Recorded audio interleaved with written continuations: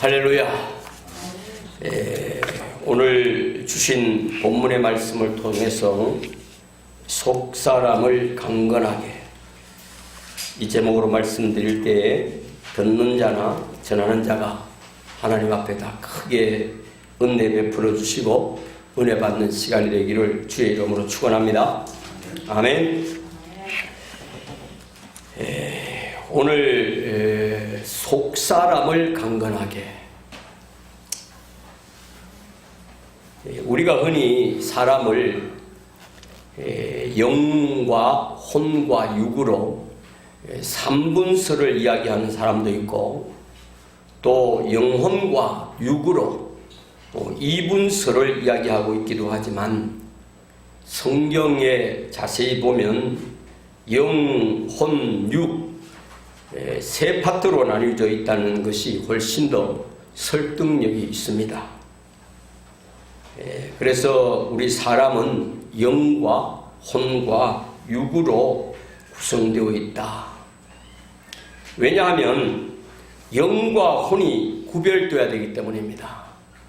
특별히 우리 믿는 사람들은 영과 혼을 함께 사용할 수도 있지만은, 영과 혼이 확실히 구별되어서 영과 혼이 함께 할 때 성령의 사람, 속사람이 강건케 되는 역사가 크게 일어나기 때문입니다.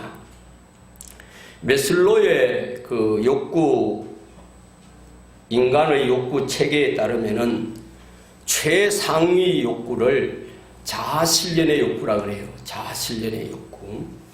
그러면은 이 우리들의 최상의 욕구는, 이 자아실현의 욕구가 바로 영성의 욕구가 되어야 될 줄로 믿습니다. 아멘.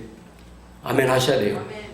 저와 여러분이 자아실현의 욕구다 이러면은, 우리가 메슬로우의 욕구 체계 이론에서는 그걸 최상위의 욕구로 하지만, 이건 역시 인간의 마음만 가지고, 정신적인 것만 가지고 이야기하기 때문에, 저는 자아실현의 욕구보다는 영성의 욕구로 표현하고 싶습니다. 아니, 이게 내만 이야기하는 것이 아니라 많은 사람들이 이 자아실현의 욕구를 그대로 영성의 욕구라고 표현을 해요. 교육학을 공부해도, 또 종교학을 공부해도, 또 사회복지학을 공부해도 한결같이 이 자아실현의 욕구를 영성으로 욕구로 표현하는 것이 훨씬 더 맞다고 생각이 되어집니다. 왜냐하면은 먼저는 하나님이 불어넣어 주신 영이고, 다음에 혼입니다. 혼은 사람의 핵심으로 지정의의 기능이 있는데, 쉽게 말하면은 혼은 마음이죠. 마음, 정신. 그 다음에는 흙이라는 물질로 빚어진 육체죠. 그런데 다시 이야기하면 이 마음이 어느 쪽으로 연합하느냐에 따라서 그 사람의 영원한 운명이 결정되기 때문입니다. 하나님의 영과 마음이 하나님과 결합하면 그의 속사람, 다시 이야기하면 영혼, 그 사람의 심령이 영원토록 살게 되는 것입니다. 그래서 저와 여러분들은 오히려 세상 사람들은 자꾸 마음 가지고 이야기하고 정신 가지고 이야기할지 모르지만은, 저와 여러분들은 심령, 다시 이야기하면 우리의 마음과 혼, 정신과 더불어 하나님의 영이 함께 하셔야 됩니다. 할렐루야. 그래서 저와 여러분은 심령이에요. 우리는 마음으로 표현하면은 그저 내 혼적인, 정신적인 이것밖에 되지 않아요. 그래서 저와 여러분들은 우리의 삶 속에 내 심령이 강건해져야 되고, 내 심령이 가난해야 되고, 내 심령이 하나님의 복으로 축복이 쌓여져 있어야 돼요. 이게 강건함이에요.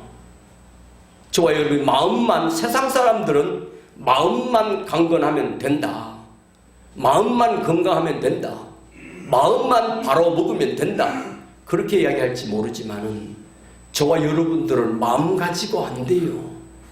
여기에 하나님의 영이 마음에 부어져야, 아멘, 나의 정신에 부어져야, 나의 삶에 부어져야 저와 여러분 심령이 강건해지는 거예요. 심령이 복을 받을 수 있는 거예요. 그래서 저와 여러분들은 마음 너무 좋아하지 마세요. 내 마음은 순식간에 변해요. 수시로 변해요. 믿을 수 없는 게 사람 마음이라고 그랬잖아. 하루에도 수백 번 변하는 것이 내 마음이에요. 사람의 마음이에요.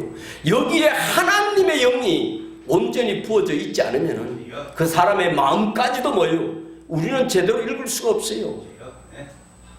정말로 우리가 믿을 수 있는 사람, 인간관계적으로만 봐도 심령이 강건한 사람, 심령이 가난한 사람, 심령이 건강한 사람, 이 사람이 믿음이 가요.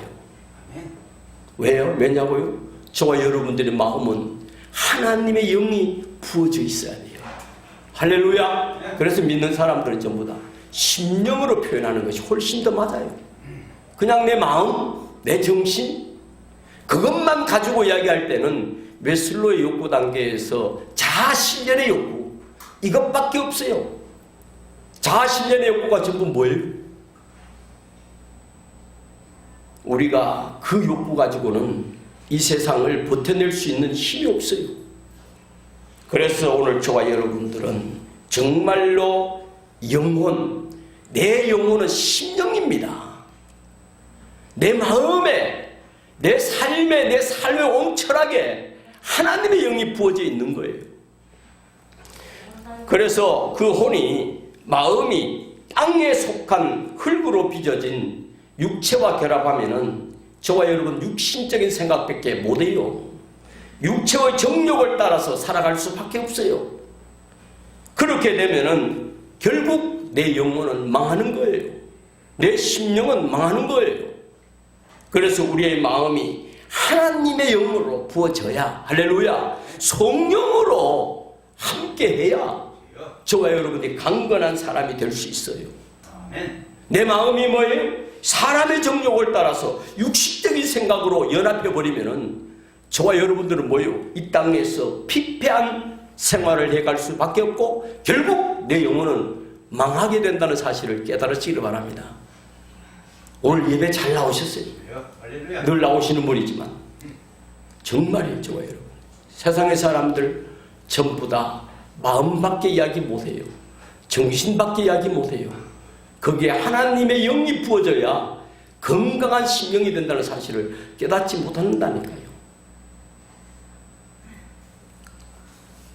에덴 동산 가운데 생명나무와 선악을 알게 하는 두 그루의 나무가 있는 것처럼 성도들의 속사람의 핵심인 마음밭에도 두 그루의 나무가 뿌리를 내리고 있습니다. 오늘 저와 여러분들의 속사람의 핵심인 우리 마음에 두 그루의 나무가 뿌리가 내려야 돼요. 그 두 그루의 나무가 뭐냐 하면은 하나는 성령의 열매를 맺도록 하는 참 포도나무 예수님, 그 한 그루가 바로 참 포도나무 예수님. 다른 하나는 뭐예요? 육체의 열매를 맺게 하는 가짜 포도나무예요. 오늘 저와 여러분들이 분명히 에덴 동산의 생명나무, 선악을 하게 하는 두 그루 나무가 있는 것처럼 저와 여러분들도 뭐예요? 내 마음밭에 참 포도나무이신 예수님 한 그루, 그 다음에 뭐예요? 내 육체의 열매를 맺게 하는 가짜 포도나무 한 그루. 여러분, 어느 나무에 가지로 접붙어서 뿌리를 내리느냐에 따라서 그 열매의 성격이 결정돼요. 오늘 저와 여러분들의 마음밭에 참 포도나무이신 예수님의 가지에 붙어있지 아니하고 내 육체의 정욕과 내 육체의 생각을 쫓아가는 가짜 포도나무에 저와 여러분이 뿌리를 내리고 접을 붙이면 그건 뭐예요? 어떻게 되는가 아시죠? 그래서 요한복음 15장 1절에서 성도의 마음밭에 심어진 참 포도나무 예수님께서 자신에게 가지처럼 늘 붙어 있으라고 주님이 권면하셨던 거예요. 아멘. 그래서 요한복음 15장 1절에 보면은 나는 참 포도나무요 내 아버지는 농부라. 물은 내게 있어 열매를 맺지 아니하는 가지는 아버지께서 그것을 제거해 버리시고 무릇 열매를 맺는 가지는 더 열매를 맺게 하려 하여 그것을 깨끗하게 하시느니라. 할렐루야. 아멘. 바로 이 진리예요.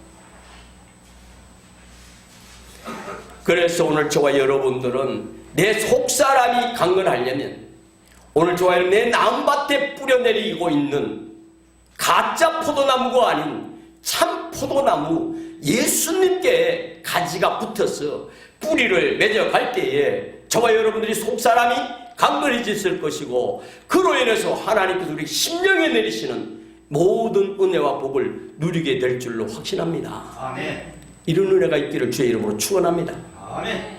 그래서 오늘 바로 저와 여러분들이 바로 이 속사람이 강건한 참 포도나무 예수님께 가지에 접붙어서 하나님의 약속하신 심령의 건강함에 강건함에 복을 받으신 분들에게 향해서 오늘 바울이 에베소도 성도들을 향해서 세 가지 기도 제목이 있어요. 그 세 가지 기도 제목이 뭐냐? 오늘 바로 본문의 사도 바울이 로마 감옥에 갇혀있는 상태에서 에베소에 있는 성도들에게 보내는 옥중 편지 내용이잖아요. 그런데 오늘 본문의 12절 13절을 보면은 바울이 비록 감옥에 갇혀있지만은 그의 속사람은 심령은 얼마나 강건하고 담대한지 너무너무 잘 나타나져 있어요.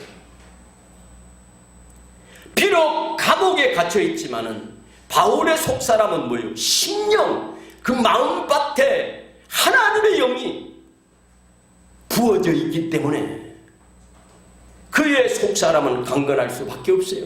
그래서 그 상황 가운데서도 뭐예요? 에베소 교회 성도들을 향해서 세 가지 기도 제목, 그것이 오늘 본문의 말씀 중에 14절 15절 말씀인데 거기 오늘 12절 13절 말씀 한 번만 더 보면은 우리가 그 안에서 그를 믿음으로 말미암아 담대함과 확신을 가지고 하나님께 나아감을 얻느니라. 그러므로 너희에게 구하노니 너희를 위한 나의 여러 환난에 대해서 절대 낙심하지 말라. 이는 너희의 영광이니라. 할렐루야. 바울은 자신이 겪고 있는 로마 감옥의 십자가 고난을 하늘의 영광으로 이해했던 거예요. 오늘 저와 여러분들이 이 코로나19 중에도 오늘 저와 여러분 이 상황이, 오늘 이 어려움이, 이 고난이 오늘 저와 여러분들이 하늘의 영광으로 이해되기를 주의 이름으로 축원합니다. 바울처럼 오늘 하나님께서 이 고난 가운데서 저와 여러분들을 향해서 주시는 메시지는 이 가운데서도 하나님께 영광을 드러낼 수 있는 사람, 속사람이 강건한 사람, 그의 마음에 그의 마음밭에 하나님의 영이 부어져 있는 그런 강건함을 바울이 에베소 성도들을 향해서 말씀하고 있는 거예요. 그래서 오늘 바울은 에베소서 3장 14절 15절에 뭐라고 그랬어요? 이름으로 내가 하늘과 땅에 있는 각 족속에게 이름을 주신 아버지 앞에 무릎을 꿇고 비노니. 그 다음에 이제 14절, 15절, 16절, 17절, 18절이 뭐예요? 바울이 에베소 교회 성도들을 향해서 기도하는 내용이 이어집니다. 여기서 오늘 분명히 14절, 15절에서 무릎을 꿇고 빈다는 것은 뭐예요? 단지 몸의 자세뿐만 아니라 자기의 뜻과 생각을 다 내려놓고 하나님의 온전히 하나님의 뜻만을 구해야겠다는 결단의 표현이에요. 그래서 이제 에베소 성도들을 향한 바울의 세 가지 기도 제목을 한번 살펴보면, 먼저는 오늘 17절 상반절에 보면은 17절 좀 17 띄워줘보세요. 17절 상반절에 보면은 믿음으로 말미암아 그리스도께서 너희 마음에 계시게 하시옵고, 믿음으로 말미암아 그리스도께서 너희 마음에 계시게 하시옵고. 무슨 말씀이에요? 믿음으로 말미암아 그리스도께서 너희 마음에 계시도록 하라 이 말이에요. 이게 믿음 믿음으로 말미암아 그리스도께서 너희 마음에 계시는 것이 바울이 에베소 교회를 향해서 성도들을 향해서 맺히는 첫째 메시지고 첫째 기도 제목이다 이 말입니다.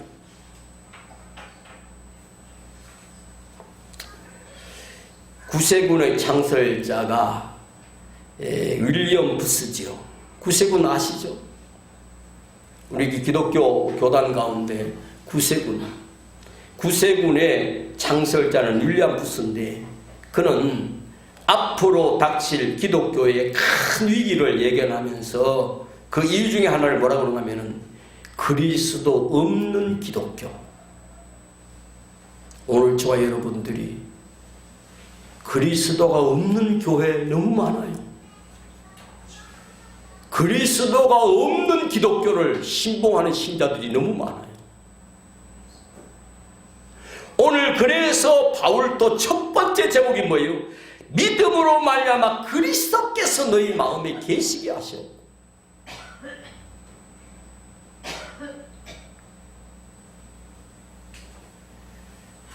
그래서 그리스도 없는 기독교라는 이 말을 했는데 이 말을 오해하지 마세요. 예수님의 말씀을 믿는 성도들 안에도 예수님의 말씀을 믿는 성도들에게는 당연히 그리스도가 있어야지. 그리스도가 믿음으로 말미암아 내 안에 거룩히 계셔야지. 그런데 그리스도가 없는 기독교는 무슨 말이에요? 예수님의 말씀을 믿는 성도들 안에 그리스도가 없는 성도들이 있다 이런 이야기예요. 예수님의 말씀을 믿는 성도들 안에 당연히 그리스도의 영이 계셔야죠. 그래서 저와 여러분들은 뭐예요? 심령이라고 이야기하는 거예요. 내 마음이라고 이야기하지 않는 거예요. 내 마음은 믿을 수 없는 거예요. 수시로 변하는 거예요. 하나님의 영이 부어져 있지 아니하면, 그리스도의 영이 부어져 있지 아니하면 그 마음은 믿을 수가 없어요. 그러기에 오늘 또 바울도 뭐예요? 그리스도께서 너희 마음에 계시고, 오늘 저와 여러분들의 마음밭에 그리스도의 영이 충만하게 부어지기를 주의 이름으로 축원합니다. 이거 없으면 기독교인도 아니에요. 그리스도가 없으면 뭐예요? 기독교라고 이야기할 수가 없어요. 그리스도가 없는 기독교가 무슨 기독교예요? 예수가 없는 기독교가 무슨 기독교냐고요? 그런데 많은 사람들이 전부 다 뭐예요? 예수 없는 기독교, 그리스도가 없는 기독교, 세상 이야기에 가득 찬 설교를 훨씬 더 좋아해요. 우리의 감정을 자극시키는 설교를 더 좋아한다니까. 오늘 저와 여러분들이 말씀을 들어도 그리스도의 영이, 하나님의 영이 내 마음밭에 꽉 부어졌어요. 온전히 에덴 동산에 그 선악을 분별하게 하는 가짜 포도나무 말고 예수님의 진짜 포도나무.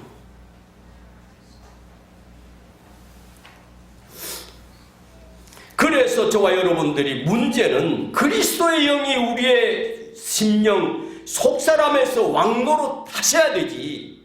입으로만 그리스도께서 나의 왕이시며 나의 그분을 구주로 믿고 사랑한다고 고백하지, 온전히 왕의 말씀, 왕의 다스림을 받지 않는 경우가 허다하기 때문에 뭐예요?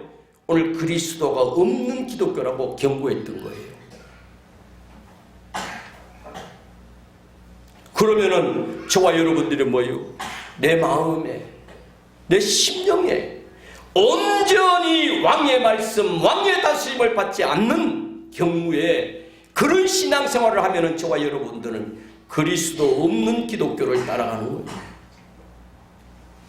그래서 온전히 저와 입으로 고백한 대로 그리스도께서 나의 왕이시며 나는 그분을 구주로 믿고 사랑한다는 고백, 왕의 다스림을 받겠다고 하는 그분의 말씀에 온전히 따르겠다고 하는, 순종하는, 그것이 뭐예요?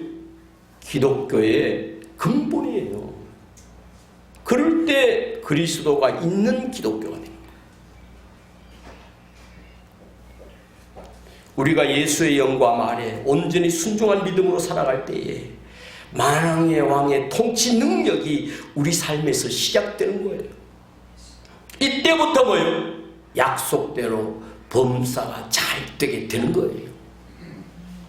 아무리 저와 여러분들의 마음밭에 그리스도 없는 내 육체의 종력으로, 내 육체의 생각으로 가득한 곳을 아무리 부어봤자 저와는 절대 범사가 잘 되는 삶이 시작이 안 돼요. 정말로 내가 하는 일이 범사에 잘 되기를 원하십니까? 내 마음에 그리스도의 영이 온전히 부어지기를 주의 이름으로 축원합니다. 그때부터 잘 되는 게 진짜 잘 되는 거야. 그때부터 잘 되는 게. 두 번째는 바울이 뭐라 그러는가 하면은 에베소서 3장 19절 띄워보세요. 3장 19절. 19절에 보면은 그의 영광의 풍성함을 따라 그의 성령으로 말미암아 너희 속사람을 능력으로 강건하게 하시오며. 보세요. 에베소 성도들의 속사람의 강건함을 위해서 기도했다 이 말이에요. 이 말은 뭐예요? 다시 말하면 에베소 성도들의 마음밭에 그리스도의 영이, 하나님의 영이 충만히 부어진 속사람의 강건함을 위해서 바울이 기도했다 이 말이에요. 오늘 이 기도가 우리 담임 목사님, 이종환 목사님의 기도 제목 아니겠습니까? 저의 기도 제목입니다. 에베소 성도들의 속사람의 강건함. 사실 주로 육체의 건강을 일컫는 우리 헬스라고 하는 말 잘 알죠? 헬스. 이 단어에는 홀릭하는 거, 온전함과 거룩함에서 파생된 단어가 헬스예요. 건강. 이 영어 단어 헬스, 건강. 그 단어가 어디에서 파생되느냐? 바로 온전함이라고 하는 홀리하고 그 다음에 거룩함이라고 하는 그 단어에서 파생된 단어가 헬스예요. 그러면 저와 여러분들이 뭐예요? 건강. 아무리 건강해봐야 하나님의 영이신 성령이 내 마음밭에 부어지지 않는 사람은 뭐예요? 건강하다고 이야기할 수 없는 사람이다 이 말이에요. 그러면 저와 여러분들이 왜 건강이라고 하는 헬스가 홀리, 온전함, 하나님의 온전함, 말씀의 온전함, 그 홀리, 그 다음에 거룩함, 이것이 내 마음밭에 온전히 부어져 있을 때 그것이 뭐예요? 건강이에요. 그게 내 속사람이에요. 거기 내 심령이 뭐예요? 강건해지는 거예요. 그래서 이 거룩함의 홀리와 영혼육을 포괄하는 홀이라고 하는 헬스라는 단어 속에서 녹아있는 겁니다. 녹아있어요. 우리가 성령의 능력으로 거룩하고 온전한 삶을 살기 시작할 때 속사람의 강건을 넘어서 영혼, 육 전체가 강건해지는 것입니다. 할렐루야! 참된 기독교 신앙의 우선순위는 성령의 능력으로 속사람을 강건하게 세우는 거예요. 그리하면 약속대로 겉사람도 범사에 강건하고 평안하게 살아갈 수 있는 거예요. 내 겉사람인 육의 사람 아무리 강건하려고 그래도 안 돼요.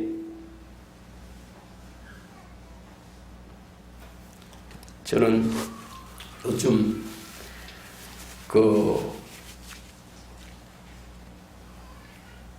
대체 실습이라고 해가지고 요양원 현장에서 지금 실습이 이루어지지 못하고 있잖아요. 그래서 막 그냥 완전 강행군을 하는데 교육생들 이번에 270명 시험 봤는데 그 사람들을 5일간씩 교육하는 중앙치매센터에서 교육하는 바로 치매 기초 소양 공통교육이라고 하는 것 가지고 40시간을 하는데 그거 이제 교육하면서 그 다음에 요양원 현장하고 접붙여보면서 정말 우리의 겉사람은 아무것도 아니다.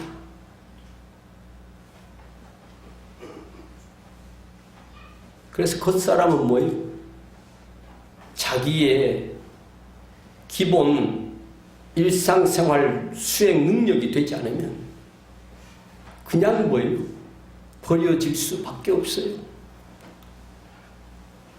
가족들이 아무리 케어를 잘한다고 해도 한계가 있는 거예요.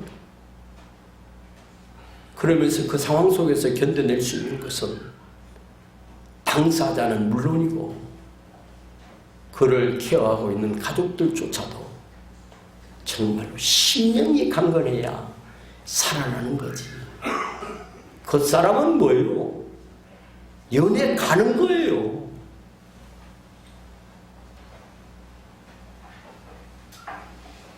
제가 이제 10월 26일이 지났으니까 10월 26일이 원래는 내가 좀 성도들한테 좀 칠순이고 한데 내가 좀 잔치를 좀 해가지고 좀 맛있게 대접을 좀 해드려야 되는데 뭐 이렇게 또 못하고 이제 하도 난리를 치니까 넘어가는데 이제 칠순을 딱 지내놓고 보니까 제가 생각이 많아요.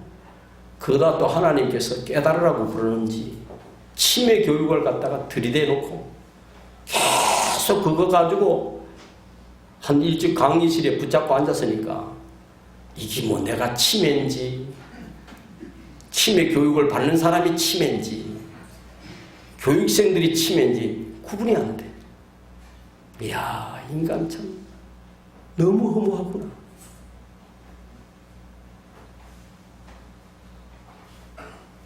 그래서 거기에 나오는 이제 단편짜리 뭐 이렇게 치매에 관한 그런 영화 같은 거 이런 거 한 5분 10분짜리 이렇게 이제 동영상으로 보게 되는데 볼 때마다 저 상황이 내 상황이다 생각을 하니까 눈물밖에 안 나.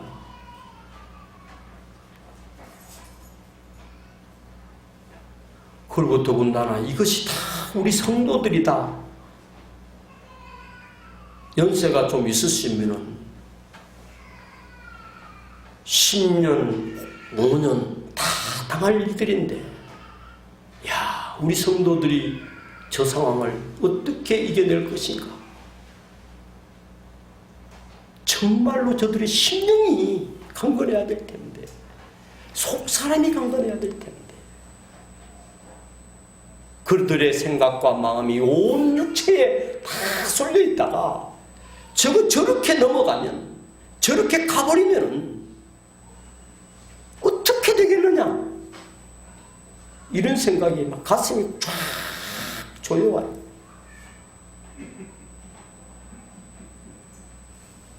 여러분, 정말로 우리가 내 겉사람이 강건해짐에 먼저 신경 쓰지 말고 내 속사람이 강건해져야 내 겉사람도 강건해지고 범사가 잘 되는 줄 믿으시기 바랍니다. 아무리 겉사람 세상에 나도 아니 당뇨약만 먹으면 될 텐데 하도 그래서 하니까 우류사도 먹어야 되지, 비타민 C도 먹어야 되지, 비타민 B도 먹어야 되지, 옷에 또 치매하니까 또 비타민 E도 먹어야 되지. 이게 그것만 털어집어넣어도 뭐야 한 줌이라 세상에. 이걸 내가 먹어야 되나 안 먹어야 되나. 그렇다고 안 먹기도 그렇고 먹지 않으니까 요새 또 이글리클 먹어서 하면은 약물 중독될 것 같아. 안 당해낼 수가 없어요. 그래서 내가 생각했어. 좋다. 하나님의 말씀으로 충만하고 하나님의 영이 내게 꽉 부어져서 속사람이 강건하면은 겉사람이 저절로 강건해질 텐데 내가 왜 이 짓을 하고 앉았지? 그러가 쳐버렸어. 그냥 억수로 피곤하면 그냥 우루사 하나 그냥 또 뭐 그냥 먹을지 몰라도 저거 털어내는 거 쳐버렸습니다. 별 의미 없는 것 같아.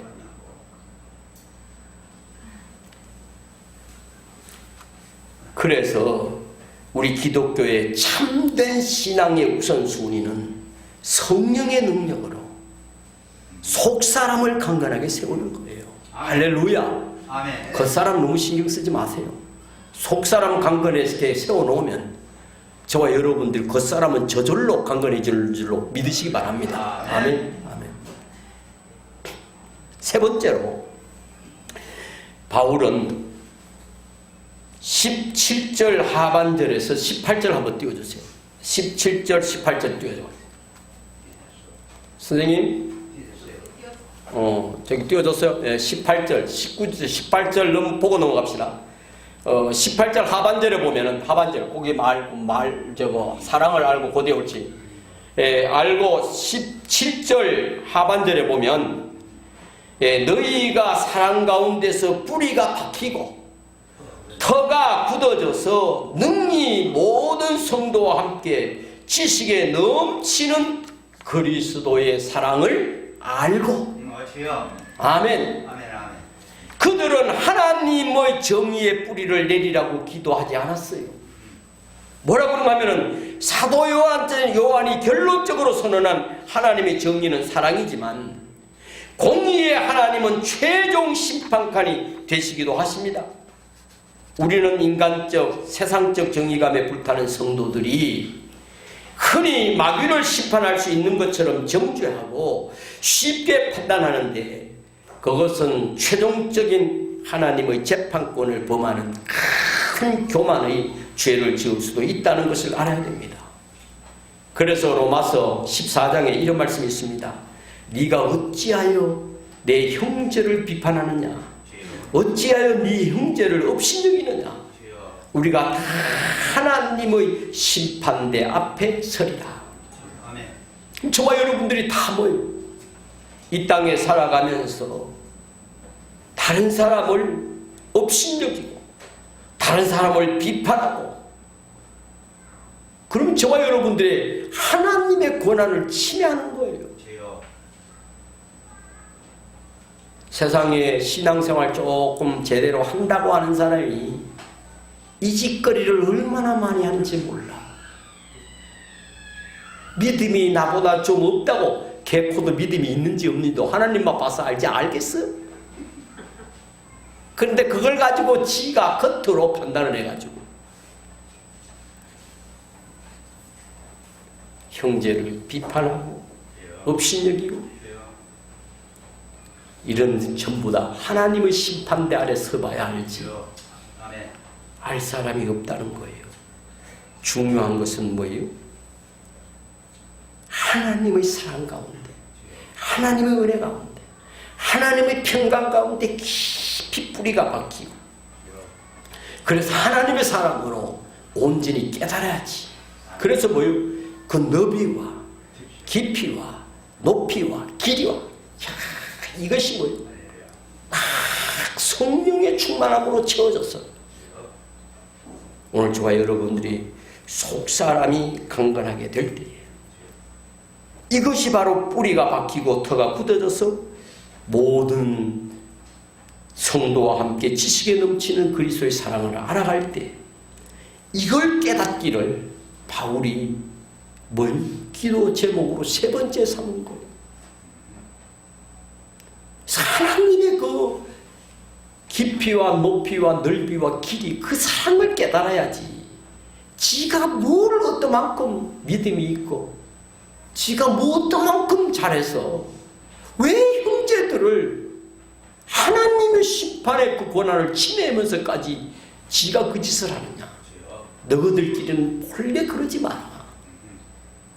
그럴수록 하나님의 사랑에 더 깊이 뿌리를 받고 성령의 충만함에 취해서 저 속사람을 강건하게 세우자는 거예요. 세우라는 거예요.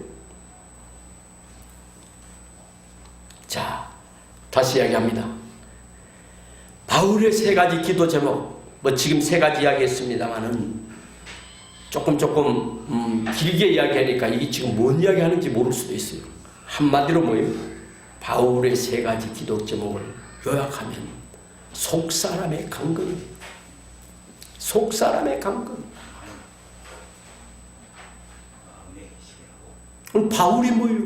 저 여러분들에게 속사람의 강건, 제발 마음에만 온 마음과 정신을 다 내어주는 그런 혼의 사람 되지 말고 그 마음에 하나님의 영이 부어져서 하나님의 사랑을 제대로 깨닫고 그래서 좀 속사람이 10년이 강건한 사람이 되기를 내가 소원이다. 이게 기도 제목이다. 이런 이야기예요.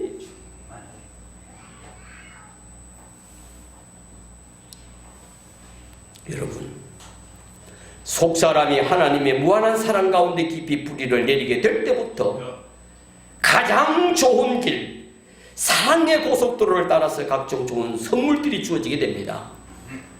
예컨대 내 마음의 우울함, 내 마음의 절망이 있는 분에게는 기쁨이 올 것이고, 무기력한 사람에는 능력이 임할 것이고, 두려움과 염려가 많은 사람에게는 용기와 담대함이 있을 것이고, 질병이 있는 분에게는 건강, 빈궁한 분에게는 재정적인 풍요라고 하는 선물들이 그때부터 내 속사람이 강건해부터 주어지는 것을 믿으시기 바랍니다. 아멘. 할렐루야. 내 속사람이 강건하지 않으면은 이런 건 뭐예요? 아무리 채워가지고 저와 여러분들이 기쁨이 오고, 채워가지고 저와 여러분들이 능력이 되고, 채워가지고 담대함이 되고, 채워가지고 강건해지는 게 아니라니까. 내 속사람이 강건하면 저절로 모든 두려움들이 다 물러가고 염려가 많은 사람들과 용기와 담대함이 그때부터 생기는 거예요. 질병이 있으면 건강과 빈궁함으로 재정적인 풍요라는 선물들이 주어지는 겁니다. 다시 말하면 뭐예요? 속사람이 강건하냐 강건하지 않느냐에 따라서 그 삶의 성령의 풍성한 열매가 나타나기 시작한다, 이 말이에요. 그런데 이 속사람이 참 포도나무가 아닌 가짜 포도나무와 연합하여서 깊이 뿌리를 내리게 되면은 마라의 쓴물과도 같은 독을 진액으로 취하기 때문에 쓴뿌리가 되어서 쓰디쓴 열매를 맺고 마는 것을 깨달으셔야 됩니다. 히브리서 12장에는 성도들에게 주시는 이런 경고의 말씀이 있는데 뭐라 그런가 하면 히브리서 12장 15절에 너희는 하나님의 은혜에 이르지 못하는 자가 없도록 하고 또 쓴뿌리가 나서 괴롭게 하여 많은 사람이 이로 말미암아 더럽게 되지 않게 하라. 따라서 우리 자신만이 아니라 다른 사람을 위해서라도 내 속사람의 뿌리가 사랑 가운데, 하나님의 사랑 가운데, 하나님의 은혜 가운데, 하나님이 주시는 평강 가운데 깊이 뿌리를 내리고 있는지 늘 점검해보는 저와 여러분들 되시길 주의 이름으로 축원합니다. 이것 되면 돼요. 이것 되면 된다니까. 지금은 이제 환경적으로, 물리적으로 추워지는 계절이죠. 쌀쌀한 계절입니다. 코로나19 상황으로 더욱 어려운 때죠. 영적으로는 어떤 계절인 것 같습니까? 만약 영적으로도 추운 겨울의 시즌이라고 한다면 우리는 어떻게 해야 이 추운 겨울을 보낼 수 있을까요?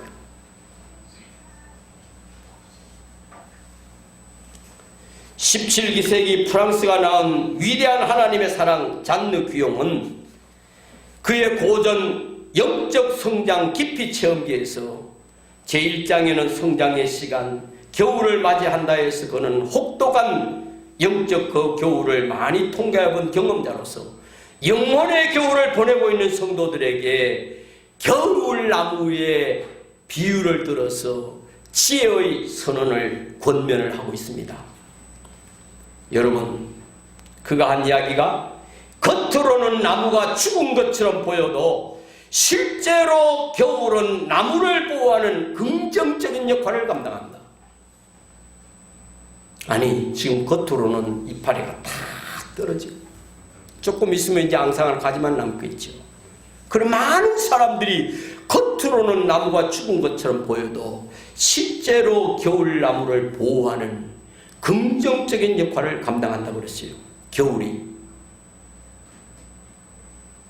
그렇습니다. 잎사귀들이 떨어져서 일그러진 나무의 실상이 드러나지만은 나무는 그때 뭐요? 가장 생생한 생명력을 지니고 있다고 합니다.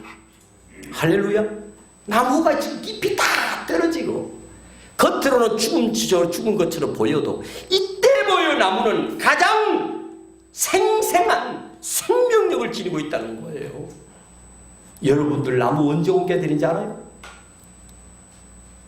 지금쯤 나무를 옮겨야 돼. 이파리가 다 떨어지고. 그래서 지금쯤 나무 옮겨 놓으면 뭐예요? 그 나무가 혹독한 겨울을 지나고 나면 그 다음에 뭐예요? 훨씬 더 잘 커요. 그래서 나무 가을에 옮기는 게 맞는 거예요. 식목일날 심을 때도 있지만 지금 옮기는 나무는 정말로